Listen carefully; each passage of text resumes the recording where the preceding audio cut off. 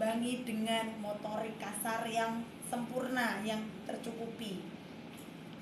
Karena sepinter-pinternya orang, kalau motorik kasarnya tidak terstimulasi dengan baik, keseimbangan tubuhnya nggak baik, nanti dia akan jatuh di suatu titik. Itu yang berbahaya. Salah satunya itu. Jadi ini sudah mulai benar, tetapi yang ini tadi tergantung sindromnya.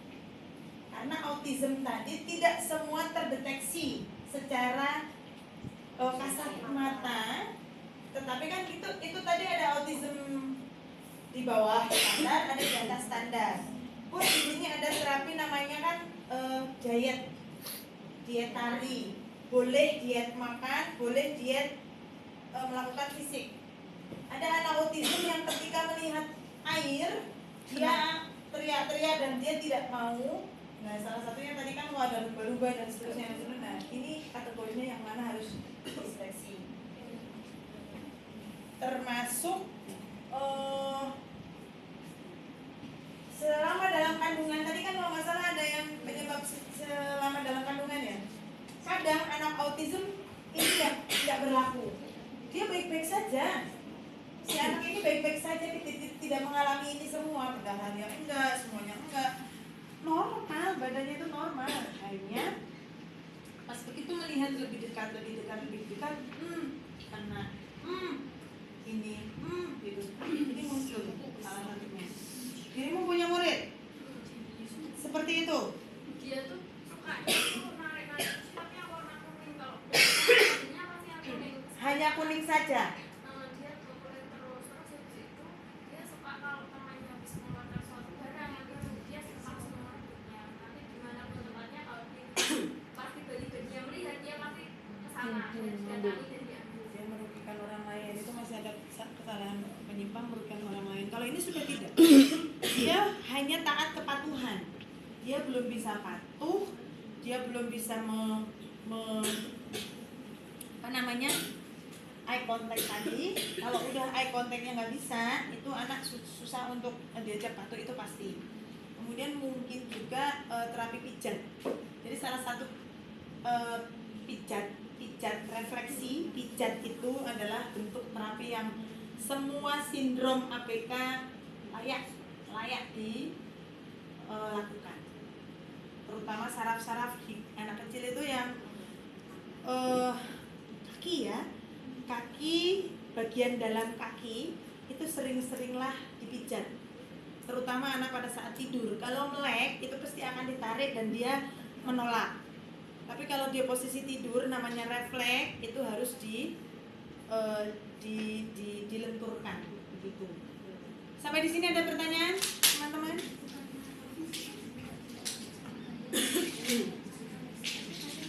Itu sindrom beda lagi. Kalau yang itu saya belum menemukan, jadi nggak berani cerita. Itu teman-teman ya. Baik, ada masukan, ada tambahan lagi? Cukup? Cukup ya? Udah jam 4, yuk kita pulang. Ya kalau kita suka ditanya, kemarin tuh saya sempat nge-share ciri-ciri yang dikasih Pak Agung anak-anak autis. Nah itu ada orang tua nanya, Bu, anak saya gimana ya? Kalau anak saya masuk nggak dalam kategori? Saya kan juga nggak berani ini ya Bu. Pikir saya ini kan ke Pak Agung tapi kayaknya, nah itu kan deny mereka itu kayak deny itu apa Bu? Ya seperti menolak ya. Kalau anaknya seperti itu. Tidak masalah orang menolak atau tidak, tapi kewajiban kita memberikan informasi ke orang tua. Nah takutnya mereka ya tersinggung atau gimana. Ibu nggak bisa menerima ciri-ciri saja tanpa mengobservasi. Saya tadi tidak akan menemukan kasus seperti ini kalau saya tidak melihat langsung. Maka saya kaitkan, pas begitu ketemu dengan kepala sekolahnya, Bu, mohon maaf kalau saya lancang. Untuk Mike,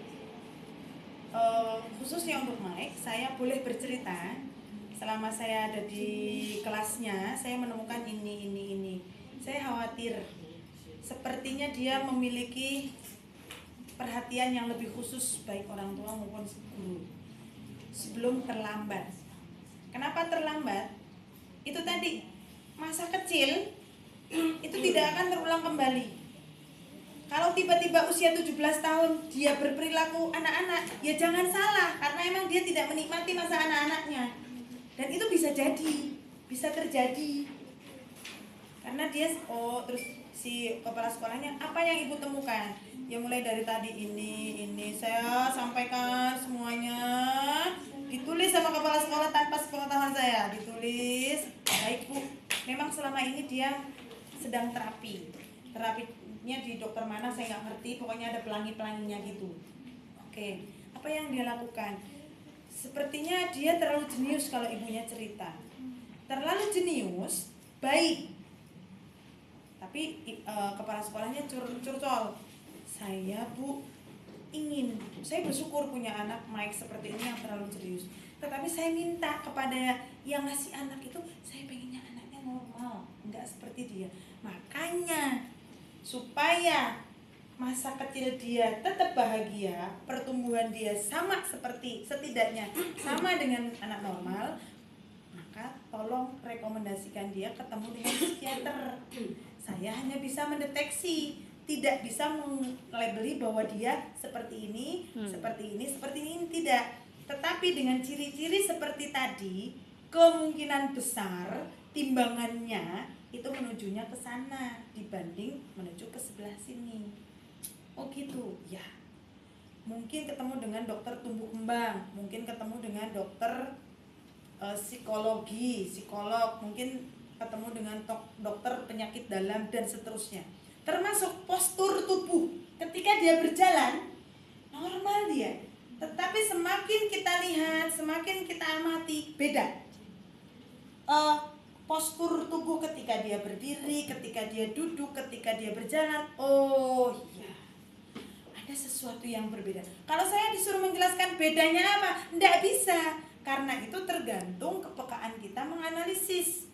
Maka saya pesan ke ibu-ibu semua yang sudah terbiasa ngajar, berpeka-pekalah mendeteksi murid-murid. Gitu maksudnya. Paham? Tepuk tangan buat semuanya.